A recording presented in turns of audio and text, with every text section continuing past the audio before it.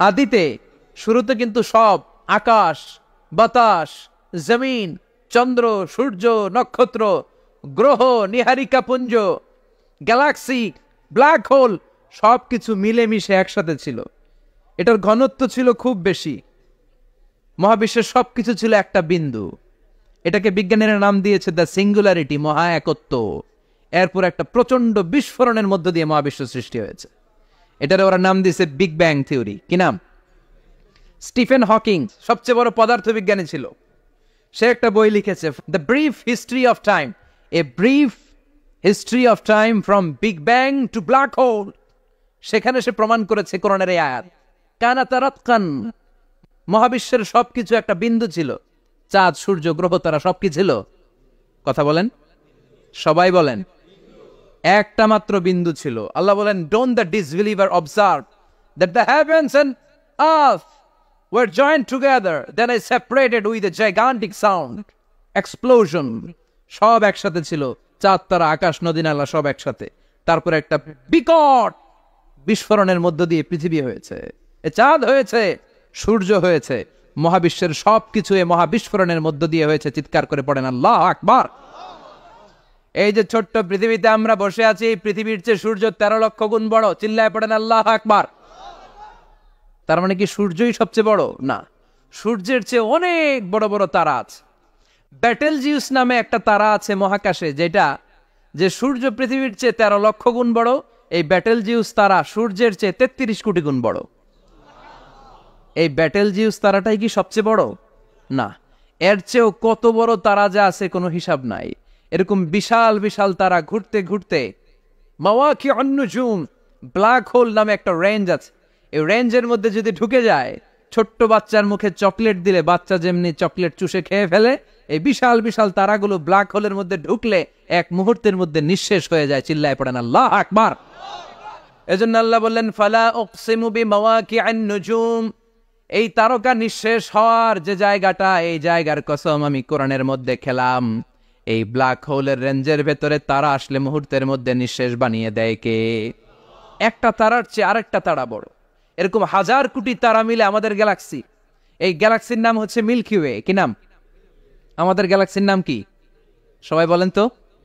Milky way. কি নাম? এরকম একটা গ্যালাক্সি না, লক্ষ কোটি গ্যালাক্সি আছে। আমাদের গ্যালাক্সির পরে সবচেয়ে কাছের গ্যালাক্সির নাম অ্যান্ড্রোমেডা। কি নাম? এই অ্যান্ড্রোমেডা গ্যালাক্সি আমাদের গ্যালাক্সি থেকে 2.5 মিলিয়ন লাইট ইয়ার দূরে, মানে 25 লক্ষ লাইট ইয়ার। সুবহানাল্লাহ কইবেন না? আলোর গতি হচ্ছে পৃথিবীতে সবচেয়ে বেশি বর্তমান সময় পর্যন্ত, জানেন? সেকেন্ডে কত মাইল? 1,86,000 মাইল। এক সেকেন্ডে আলো ছুটে 1,86,000 মাইল বেগে। এত বেগের কোন প্লেন বা রকেট নিয়ে যদি আপনি আমাদের গ্যালাক্সি থেকে মিল্কি ওয়ে থেকে অ্যান্ড্রোমেডাতে যেতে চান, তাহলে আপনার 25 লক্ষ বছর লেগে যাবে। সুবহানাল্লাহ বাড়িতে যাই বললেন। এরপর আল্লাহ বললেন, ওয়াস-সামাআ বানাইনাহা বিআইদিন ওয়া ইন্না লামুসিউন, আকাশ আমি বানালাম, গ্যালাক্সি আমি বানালাম। বানানোর পর থেকে সবগুলোর আমি প্রশস্ত করতে শুরু করে দিলাম। সব ছিল ক্ষুদ্র, একটা বিন্দুর মধ্যে আমি বিস্ফোরণ করলাম একটা আওয়াজ দিয়ে। আওয়াজটা ছিল কুন। আওয়াজটা ছিল কি? জোরে কন, আবার কন। কুন ফায়া ইন্নামা আমরুহু ইযা আরাদা শাইআন আইয়াকুলা লাহু কুন ফায়াকুন। আল্লাহ যখন কিছু করতে চান শুধু বলেন কুন, শুধু বলেন বি। কুন মানে বি, ইট ওয়াজ, এটা হয়ে যায়।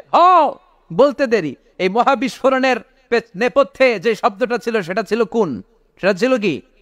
আল্লাহ কুন বলতে দেরি, মুহূর্তের মধ্যে বিগ ব্যাং, বিশাল এক্সপ্লোশন, তারপর থেকে মহাবিশ্ব ছড়াচ্ছে। আল্লাহ বলছেন এই কোরআনের ভেতরে বলে দিয়েছেন, ওয়া ইন্না লামুসিউন, আমি এই মহাবিশ্বকে, এই গোটা ইউনিভার্সকে আমি প্রতিনিয়ত সম্প্রসারিত করছি। প্রতিনিয়ত এটা বড় হচ্ছে, সম্প্রসারিত হচ্ছে। চিল্লায় বলেন আল্লাহু আকবার। আজ থেকে মাত্র 20 বছর আগে এটা তারা আবিষ্কার করেছে। এটা কোন সাল? 2000। 20 বছর পেছনে গেলে কত? 1998, তাই না? এই 1998 সালে তারা আবিষ্কার করেছে সুপারনোভা কসমোলজি প্রজেক্ট। এই সুপারনোভা কসমোলজি প্রজেক্টে তারা এই সিদ্ধান্তে এসেছে যে মহাবিশ্ব কুন নামক এক বিস্ফোরণের পর থেকে যে সম্প্রসারিত হচ্ছে, আজ পর্যন্ত এটা শুধু বাড়ছে আর বাড়ছে। অ্যাক্সেলারেটিং হচ্ছে, এক্সপান্ডিং হচ্ছে, এটা কমছে না, কিয়ামত পর্যন্ত এটা বাড়তেই থাকবে। চিৎকার করে পড়েন আল্লাহু আকবার।